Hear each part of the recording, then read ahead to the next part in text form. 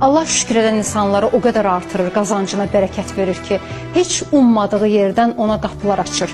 Şükür etməyin faydasını, dadını bilən insan şükür etməkdən əl çəkə bilmir. Və insan gün ərzində qeyri-ixtiyarı əlin göyə qalxır, Allah Taala'nın göndərdiyi hər balaca nemətə görə, ruziyə görə, sənə olunan xırda yaxşılığa görə belə deyirsən ki, sənə sonsuz şükürlər olsun.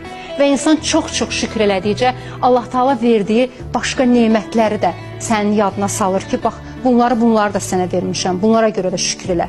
Allah özü açır səndə onu, özü açmasa mümkünsüzdür.